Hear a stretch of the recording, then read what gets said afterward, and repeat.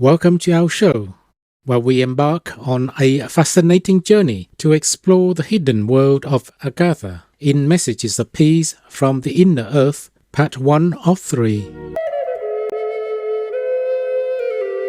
Deep within our Earth, hidden beyond tunnels and entryways, safely guarded from the surface world, is the land of Agatha, also known as Shambhala, where a highly advanced human civilization lives in devotion to spiritual enlightenment, peace, and universal laws. Since ancient times, this enigmatic realm beneath our feet has been a recurring theme in global mythology and oral traditions, adding a layer of historical depth to our understanding.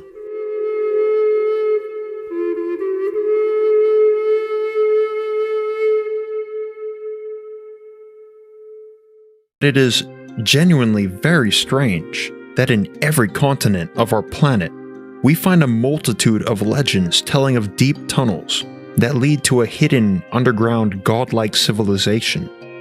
In Egypt, ancient historians made a number of references to a network of passages connecting the major pyramids, the Sphinx, and other underground locations.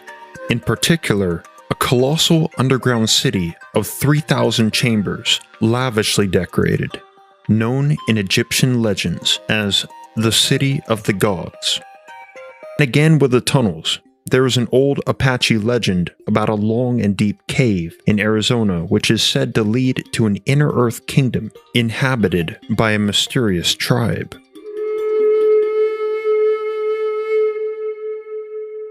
Shambhala has played a role in nearly every Tibetan tradition, and surrounding geographic regions such as Mongolia, India, and China have direct mythological parallels to this inner earth civilization of technologically and spiritually advanced, godlike people. The most ancient Hindu and Buddhist scriptures speak of Shambhala as if it actually exists. It has a specified lineage of 32 rulers, a population of at least 20,000 when the city was built, and a geopolitical history recorded in the ancient Buddhist text, the Kalachakra Tantra. On the existence of Shambhala, His Holiness the 14th Dalai Lama said, "We can only say that it is a pure land in the human realm, and unless one has the merit and the actual karmic association, one cannot actually arrive there." The land of Agatha was first introduced to the Western world in 1886 by French philosopher and occultist Alexandre Saint-Yves d'Alvedre in his book Mission de l'Inde, or Mission of India. According to Saint-Yves, the hidden land of Agartha lies deep below the surface of the earth, somewhere in the mountain ranges of the Himalayas.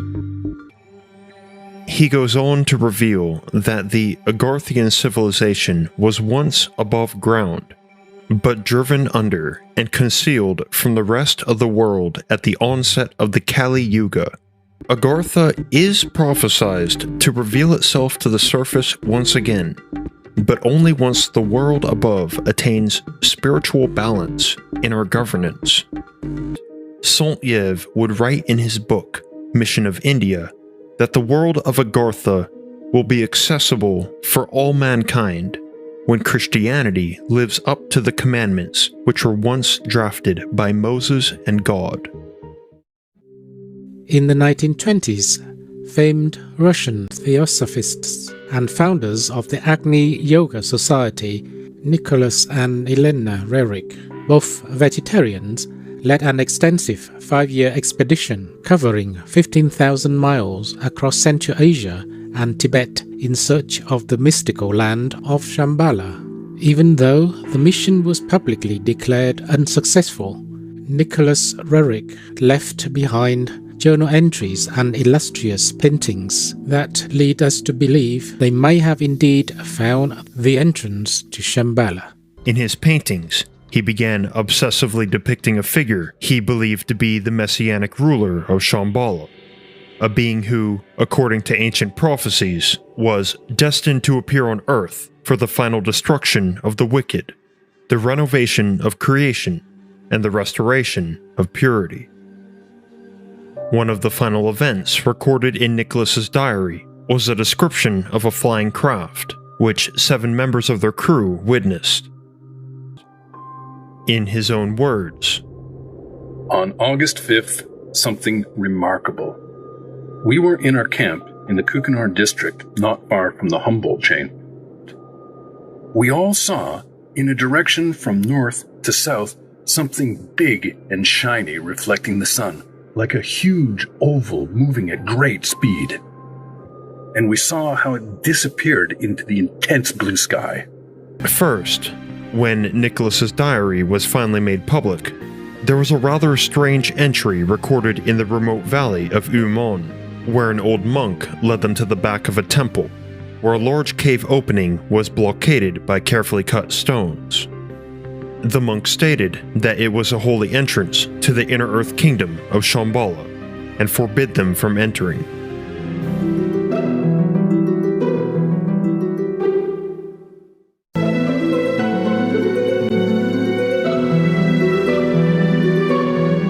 While explorers have persistently tried to find the entry points into Agatha or Shambhala, it seems more so that the inner Earth citizens only reveal themselves to share urgent warnings to help guide humanity towards peace.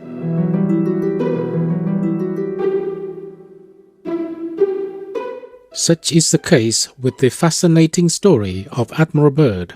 Probably the most famous and detailed account of the world inside the Earth comes from Admiral Richard E. Byrd. Admiral Byrd was an aviation pioneer, polar explorer, and one of the most decorated and celebrated officers in the history of the American military. In the mid-1940s, Admiral Byrd led a United States Navy expedition in Antarctica called Operation High Jump. While flying across the icy landscapes, he began to see unexplainable phenomena, such as grassy fields, forests, rivers, and a woolly mammoth. Soon, multiple disc-shaped craft surrounded his plane, guiding him into a mysterious city below. The following account is from Admiral Byrd's secret journal, which is believed to have been found after his death.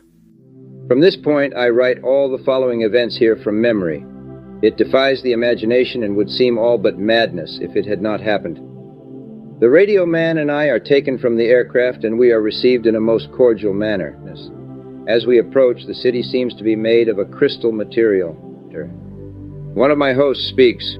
"Have no fear, Admiral. You are to have an audience with the master." I step inside and my eyes adjust to the beautiful coloration that seems to be filling the room completely. What greeted my eyes is the most beautiful sight of my entire existence. It is in fact too beautiful and wondrous to describe. Admiral Byrd then details his meeting with the Master. He speaks softly again and conveys the following.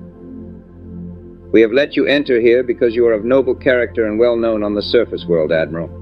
You are in the domain of the Ariani, the inner world of the earth. But now, Admiral, I shall tell you why you have been summoned here. Our interest rightly begins just after your race exploded the first atomic bombs over Hiroshima and Nagasaki, Japan. It was at that alarming time we sent our flying machines, the Flugelrad, to your surface world to investigate what your race had done. You see, we have never interfered before in your race's wars and barbarity. But now we must, for you have learned to tamper with a certain power that is not for man, namely, that of atomic energy. Our emissaries have already delivered messages to the powers of your world, and yet they do not heed. Now you have been chosen to be witness here that our world does exist. You see, our culture and science is many thousands of years beyond your race, Admiral. So now I say to you, my son, there is a great storm gathering in your world, a black fury that will not spend itself for many years. There will be no answer in your arms. There will be no safety in your science. The dark ages that will come now for your race will cover the earth like a pall. But I believe that some of your race will live through the storm. Beyond that, I cannot say. We see at a great distance a new world stirring from the ruins of your race, seeking its lost and legendary treasures, and they will be here, my son, safe in our keeping. When that time arrives, we shall come forward again to help revive your culture and your race. Perhaps by then you will have learned the futility of war and its strife, and after that time, certain of your culture and science will be returned for your race to begin anew. You, my son, are to return to the surface world with this message. With those parting words, Admiral Byrd's meeting with the Master was concluded. He was then ushered back to his plane and flew back to his encampment in Antarctica. While the legitimacy of Admiral Byrd's diary entries cannot be confirmed or denied, it does appear we are living in the Dark Ages as prophesied by the Master.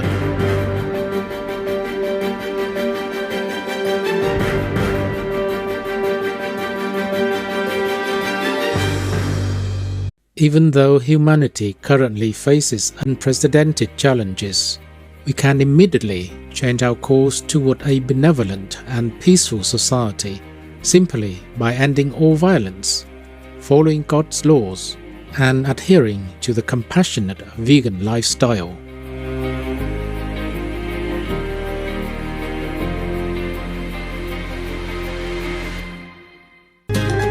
High-spirited viewers, thank you for being with us today.